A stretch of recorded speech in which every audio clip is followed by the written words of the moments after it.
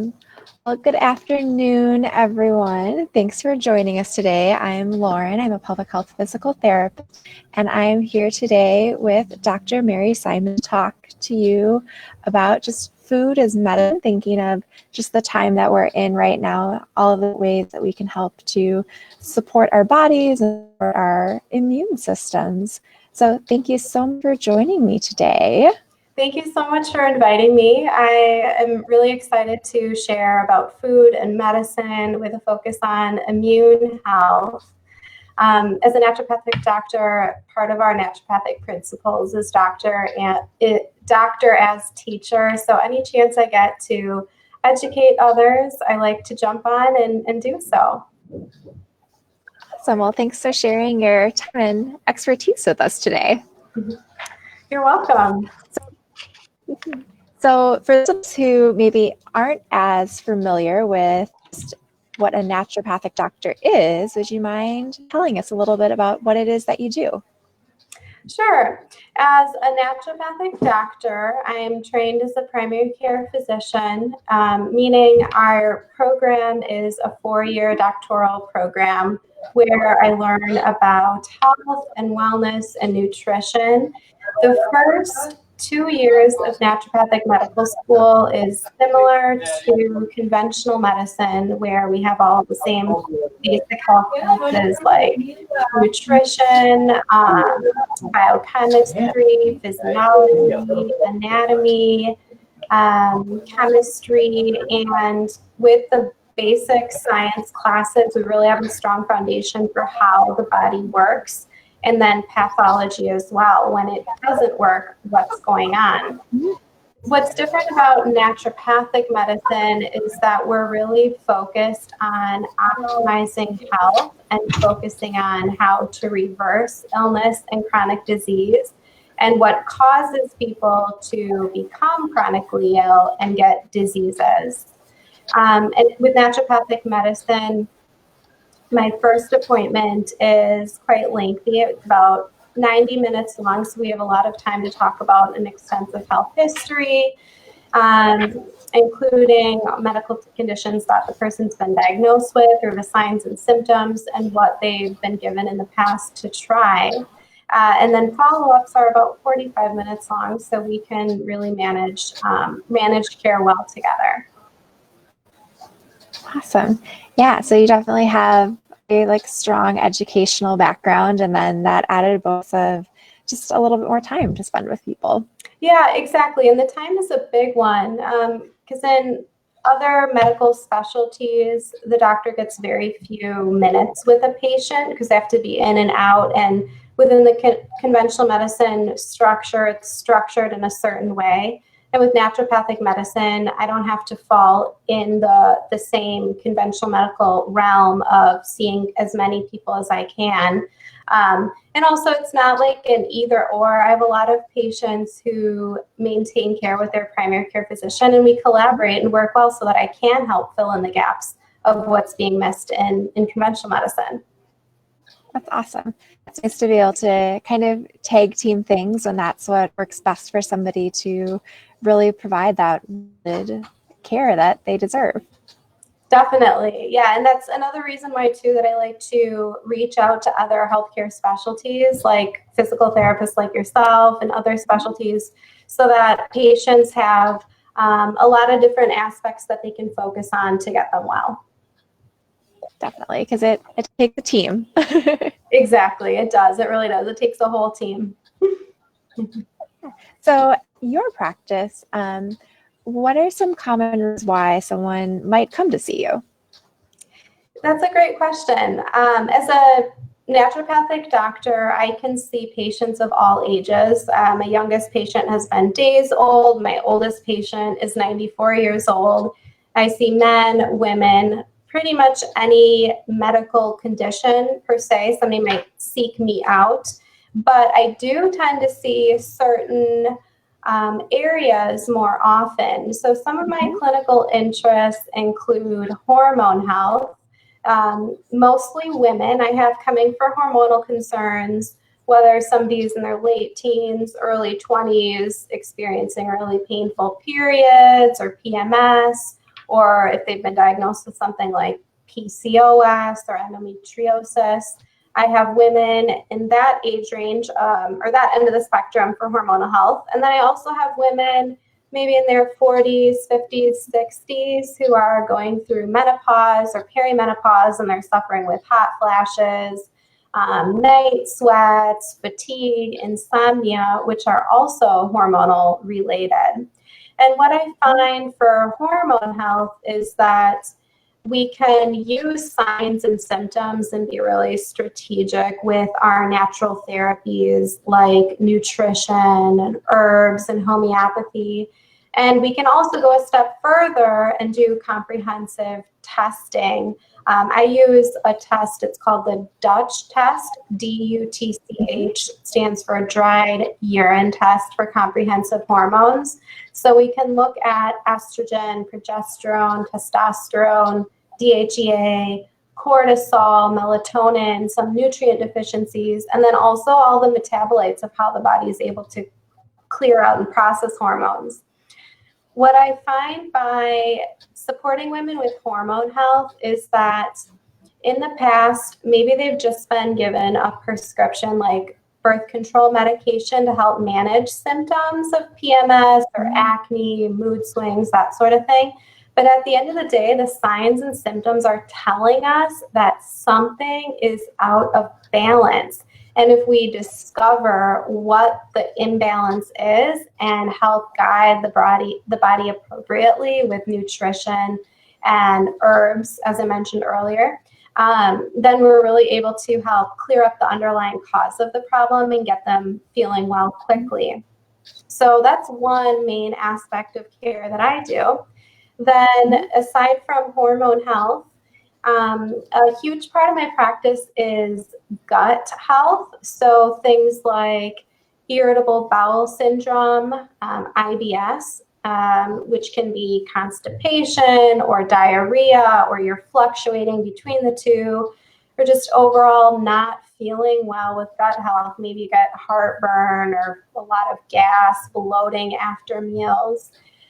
Gut health is extremely important, and kind of tying into the food is medicine and focusing on the immune system. The majority of the immune system lives in the gut. So if we're able to improve gut health by perhaps discovering food sensitivities that are causing these problems, or by giving really strategic nutrients, for example, maybe glutamine is a really good gut health supplement, and to really just calm and quench the inflammation that's going on at the core of your body, then you can feel better overall. You don't have to worry about, if you're going to take a car trip, how close the nearest gas station is in case you have to run to the bathroom. With dealing with gut health, a lot of people are very frustrated, and it's embarrassing because they're always tied to what they can do based on how quick they could get to a bathroom. And you don't have to live like that, life like that. We can get to the causes of the problem. So gut health and hormone health are two big aspects. Another huge part of my practice is mental emotional health. I am really passionate about helping men and women. I'd say majority of my patients are women, but helping reclaim your mental emotional health. I see a lot of people with depression and anxiety, some adults with ADHD or ADD, like attention difficulties. Insomnia a lot of times falls into mental emotional health as well. Like maybe as you fall asleep at night, you'll wake up in the middle of the night with your mind just running on a hamster wheel with all of these recurring thoughts, or thinking about, oh shoot, why did I say this? Or why did I do that? Or I should have handled the situation differently. So all of those things really tie into helping somebody reclaim their mind. Nutrition is a huge part of that as well. A lot of people have been given antidepressants. Maybe they're on antidepressants, and for some people it works, and that's fine. There's no, it's fine if you're using a tool as you're trying to get well. But for a lot of my patients, they don't feel well when they're on medications like that. And they keep thinking there must be a better way. Like, why can't I get well? Like, I feel like my body can heal, but they don't have all of the right information or tools, or they go through the rabbit hole of sitting on Google and coming up with a laundry list of maybe 20 or 30 things they should be doing or things they should be taking. And what I help somebody do is I can streamline the process so that we can give you the minimum amount of supplements or lifestyle changes to make the maximum amount of difference to really help reclaim that. So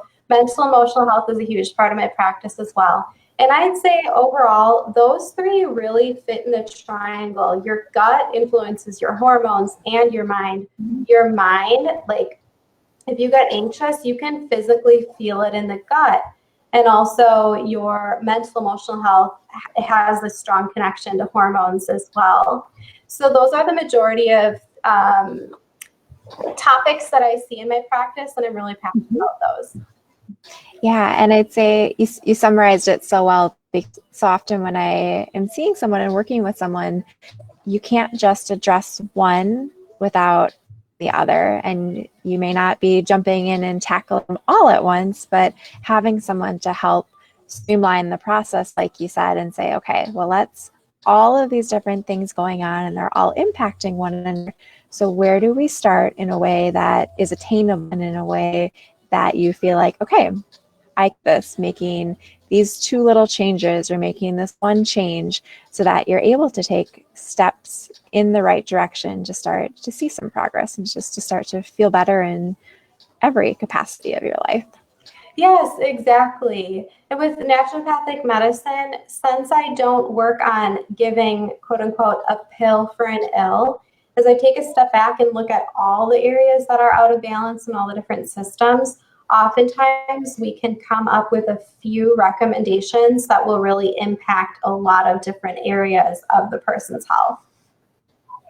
Yeah, and I think for people who are at a place in their life where they are ready to make just some changes in their daily life and they just aren't necessarily interested in taking a certain pill or medication, it's a really great option to be able to address the root cause of something versus masking it if that's either not what works for you or it just isn't what you're interested in. Yeah, definitely.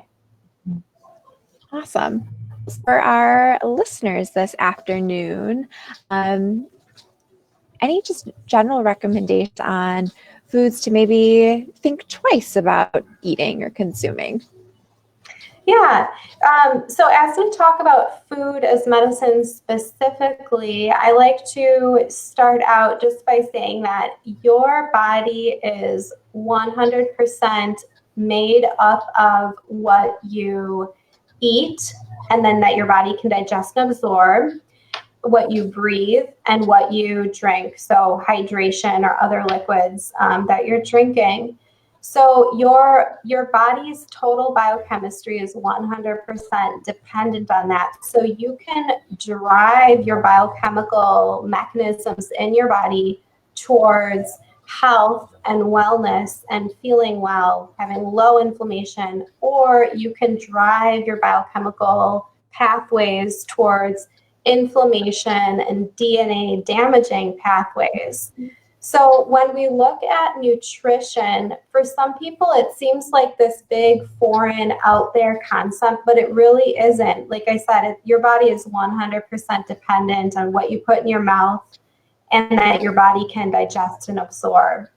So starting out for the immune system in general, eating foods that are anti-inflammatory and that are nutrient dense will be best. With looking at nutrient dense foods, let's start with vegetables, for example. With vegetables, I like to look at a broad color spectrum. So we have your green vegetables. You have leafy greens like kale, arugula, spinach, Swiss chard, dandelion. Probably missing a bunch in there. Collards, for example. Then you have other green vegetables like broccoli or green cabbage, green onions. So with the green family, you're going to get a lot of good alkalinizing properties to keep your body more on a basic level, like an alkaline level, and you're going to get a lot of good fiber. Then from green, we could look at orange, for example. Orange tends to be high in beta carotene, vitamin A, like carrots, sweet potatoes. If we're looking at fruits, you could say oranges. Mangoes are a little more yellow. I'm trying to think of the other orange fruits. But with the orange as well, again, you're going to get a lot of good nutrients that way. Then you have another color, let's say yellow. You could do summer squash is yellow. Some sweet potatoes are yellow. Some carrots are yellow.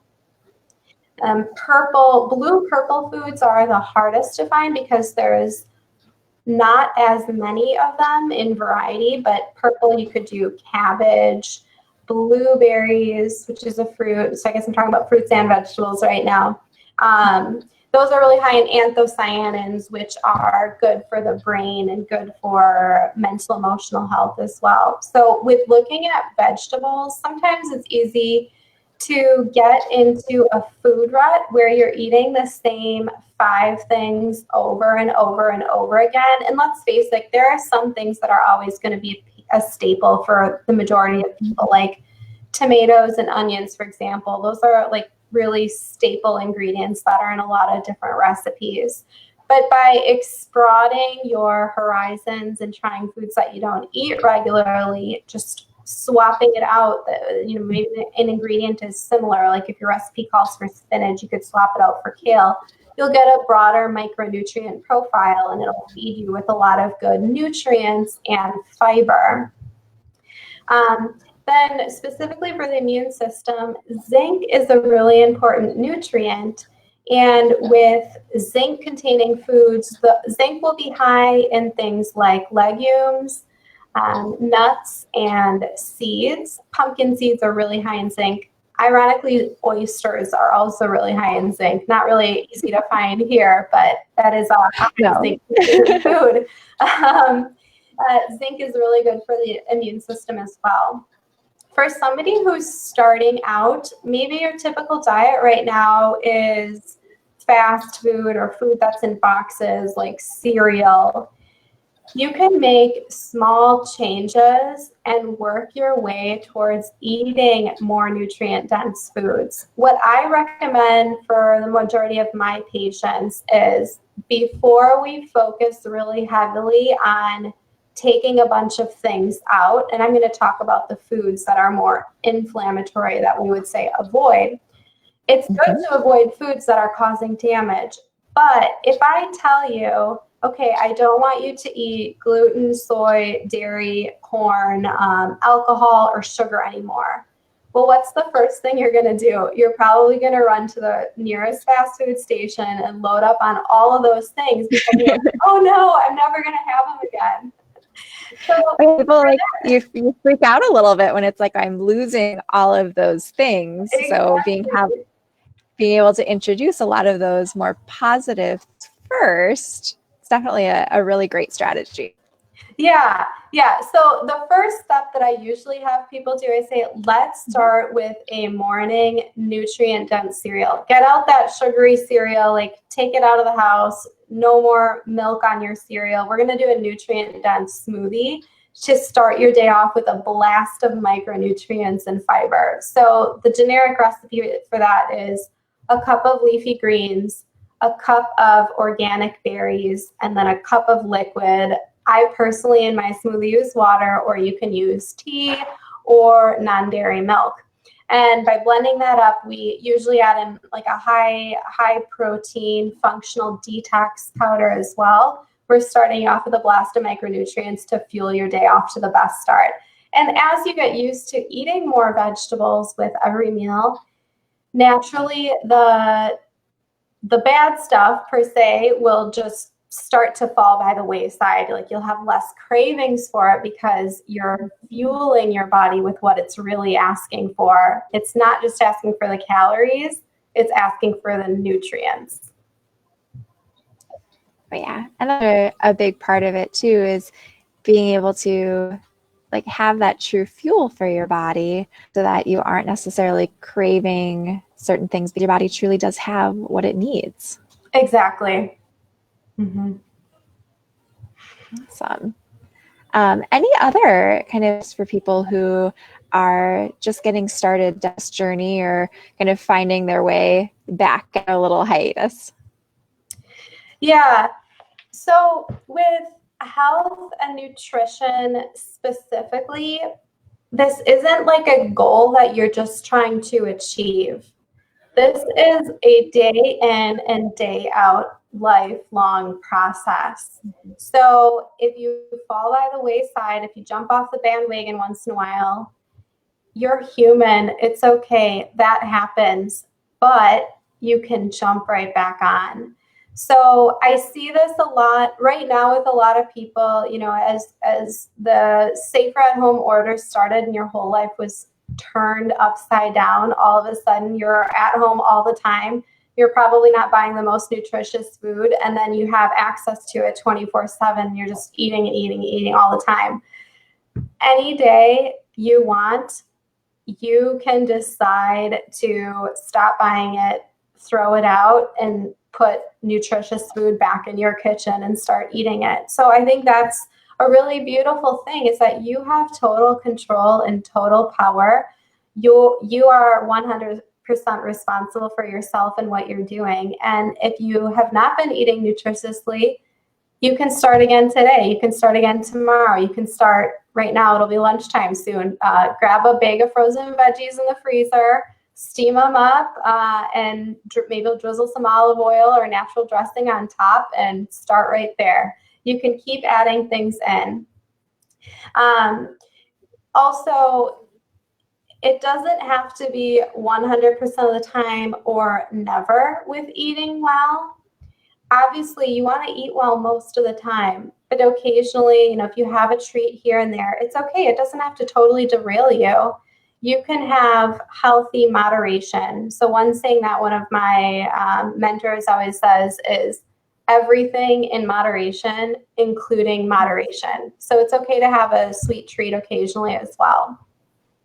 And then earlier I was going to talk about some foods that are the most immune system hindering or dampening foods. And sugar is the biggest. So there's research studies done that if you eat something with sugar in it, it can decrease your white blood cell function. And the white blood cells are part of the immune system that is helping to fight off infection. So it can decrease your white cell function by up to 50% for several hours, 5 or more. I've even heard all the way up to 8. Dairy is another one. Dairy and grains are damp. They're considered damp foods, and they dampen the immune system, where they don't allow your body to have this robust immune response just because of the way that they're interacting with your body. And then alcohol as well. So those are the foods that would be best to start avoiding if you're able to. Yeah, and I know somebody that I work with who is having more bowel issues. Those are usually the first couple of foods I start to say, okay, how do you feel when consuming these things? What impact does it have on the body and just the issues that you're having? See if you trim these out or take them out for even just a couple of days, maybe not, you know, trying to make it more attainable, thinking, how do you feel when you're consuming these versus not? And then you're able to make a conscious choice and say, okay, I do feel better when I limit this or exclude it completely, knowing that now I have all of these other things that I don't feel like I am missing out, at least not missing out quite as much. Yeah, definitely. And what you're describing, there's kind of 2 layers to that. One thing that you're describing there is doing a diet diary. So as you're eating, you're jotting down what you're having, and then you can relate your signs and symptoms to it. So it could be mood. Maybe if you're eating a piece of bread, you get angry or feel depressed afterwards, or maybe it's causing something more physical like joint aches and pains. So having a diet diary can be helpful because you can correlate what you're eating and how it's making you feel. For some people, a diet diary isn't the best way to do it because maybe their lifestyle is so busy and first of all, they can't even remember to write it down, or they're just not really in tune with their body. So a next step up from that would be an elimination diet where you eliminate those foods, dairy, gluten, soy, corn, alcohol, sugar. You totally eliminate them for a month. A month is a good amount of time. Even 3 weeks, you could see changes. But after the month, then you're going to start with one food at a time. You'll eat it several times over the period of 1 or 2 days, and then you jump back on really clean to the elimination diet again, and you wait for signs and symptoms to appear. With food sensitivities, something you eat today might not affect you for 48 to 72 hours. So like 2 or 3 more days, you could start to notice that you had a reaction for it. In my office, when I have somebody in person for their initial consultation, I have a tool that I use to do a food sensitivity screenings, and we'll look at all the big food groups like that to figure out what you need to stop right away. And then once they've been off of it for a while, that's what we do. Reintroduce it and see how you feel. Many people, they'll feel awful and they'll have no doubt in their mind, okay, yes, I know that that's not good for me. And I know that if I want to eat it, I'm just going to have to live with the consequences of feeling like crap. But with eating well long enough, as time goes on and you make that deal with the devil and you feel awful, you start to do it less and less and less. And eating well all the time just becomes part of your daily lifestyle. Yeah, and that is really kind of that goal at the end of the day, to have just in general that healthy lifestyle versus having to make it such a challenge day in and day out. Definitely. Yep. I like to empower you to have the knowledge so that you can make the decision for yourself every single day. Love it. Definitely speaking my language. Any other kind of tips regarding foods or supplements to either support or dampen the immune system? Yeah, talking about supplements, I use supplements therapeutically and strategically. Some supplements are okay to take all the time anyways. I just want to preface this by saying check in with your naturopathic doctor or establish care with one for individualized treatments. But for the immune system, some go-tos would be vitamin C, zinc, vitamin A. Then looking at the herbs like astragalus, there are medicinal mushrooms, there is elderberry. There's a formulation that I like. It's an elderberry syrup base, but it has the medicinal mushrooms in there. Vitamin D is really important as well. Based on where we live geographically, we don't have exposure to direct sunlight enough. In the summer we do, but all winter long we don't. If your vitamin D levels haven't been checked, definitely get those checked. And one thing that I like to look at when I'm looking at lab values for things, especially for vitamin D, is your lab will say 30 to 100 is good, like your vitamin D is fine. But with looking at optimal immune function, I like to see it at least 60 and even higher, 60 going up to 100. And with naturopathic medicine in general, whenever I look at labs, I always keep in mind sorry about that, somebody just fell, the functional optimal health values versus your lab range values. Yeah, and I think there's that really big difference between being within normal limits with a lab value, kind of falling any on that considered normal range, and in a more optimal range that shows, okay, my body is taking what I'm putting into it and I'm putting good to it, and my body is using all of it really well. Exactly. Yeah. Awesome. Any other thoughts or things that come to mind that you wanted to mention? Let me glance over my notes here, see if there's anything else.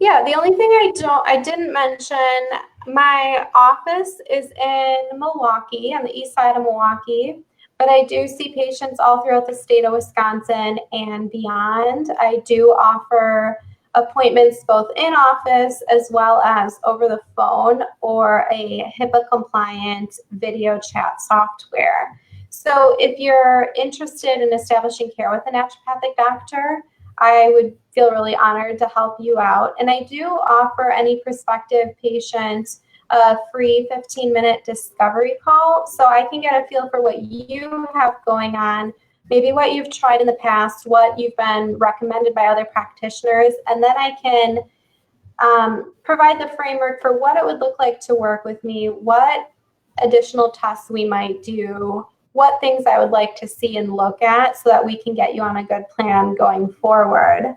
And for today, I have another freebie. So the discovery call is a standing offer all the time. You can send me a message through our business page, which I'll put in the comments of the video when we're done. But the other freebie that I have for today is a free 1-week meal plan, so it can help get you jump started on eating well. And with the meal plan, it's focused on eating for mental emotional health. So food is medicine for mental emotional health. It'll give you a shopping list, all the ingredients that you need to buy for the week, and then all of the recipes included. Awesome. Making it even easier just to get started. Yeah, definitely. Awesome. Well, thank you so much for sharing your time with us today. I really appreciate it, and I think it's always just to hear some nice, easy ways to get started and just implementing some really, really positive changes into your life. So thank you for that. You're welcome. And thank you so much for hosting me on your Facebook page. I really appreciate it. Awesome. Well, thank you to everyone who listened live and is listening to this after the fact. If you have any questions, feel free to leave a comment and we'll be in touch. So have a great afternoon. Great. Thank you so much. Take care, everyone.